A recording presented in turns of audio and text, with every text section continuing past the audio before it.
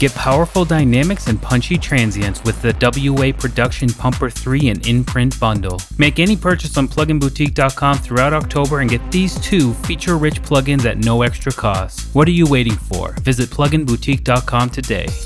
Hey, what's up everybody? Joshua Casper back at you with Plugin Boutique, and we've got another giveaway for you. For the entire month of October, we're going to be giving you two plugins from W.A Production. One is called Pumper 3 and one is called Imprint. So I've got a series of videos coming out for you where I concentrate on both of these plugins and then show you how to use them in sort of a real world situation. This video is going to focus on Pumper 3, and the next video will be Imprint, and then in the final video we'll be making a huge EDM style kick from a very natural sounding 909 kick. So make sure to subscribe to keep up to date and click the link in the video description to find out the giveaway details. So Pumper 3 is mainly a compressor, but it actually has a saturator and a stereo imager baked into it. And the fact that you can bypass any one of them and just use one at a time kind of means it's three different effects baked into one.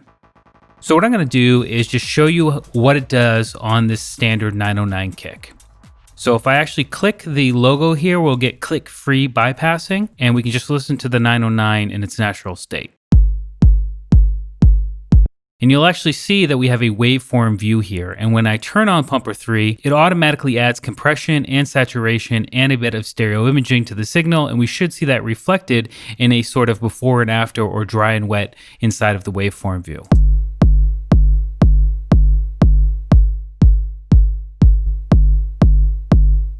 So right out of the gate, it's a bigger, fatter, punchier 909 hit, and that's exactly what this thing is good at. Now, obviously, you can use this on anything, and the fact that it's a compressor, a saturator, and a stereo imager means it can be really anywhere inside of your mix, from vocals to synths to kicks and bass. But my goal here is just to kind of show you around the plugin, so we're going to stick with this kick. First thing I'm going to do is bypass the saturator and the stereo imager and just focus on the compressor. You'll see there that I have a compression amount, and this is how much of the compression is added to the signal. This is not a dry wet amount.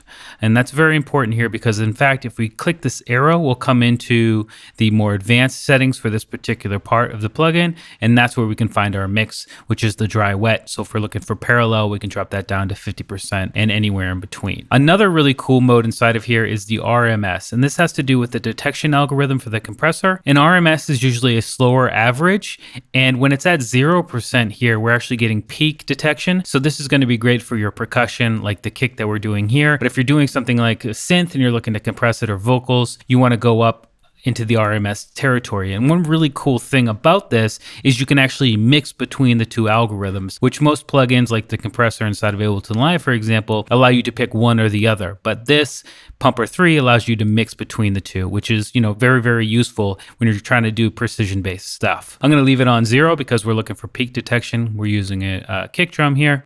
And then we have the different modes. So let's try these modes out. I'm on punchy right now, and I'm just going to flip through them so you can hear the differences and what it does to the kick. Now, not only use your ears, but you can also check out the waveform view to see how it changes the output.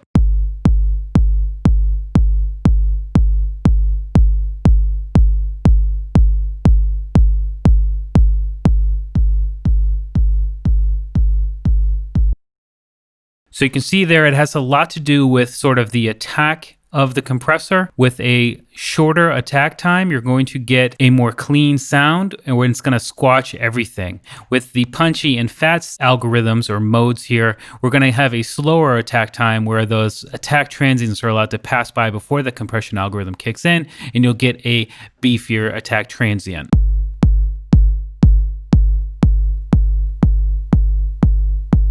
So we can really crank it up there, and let's move over to the saturator. This is a really good saturation algorithm. It sounds really good, even on this one kind of natural sounding 909 kick.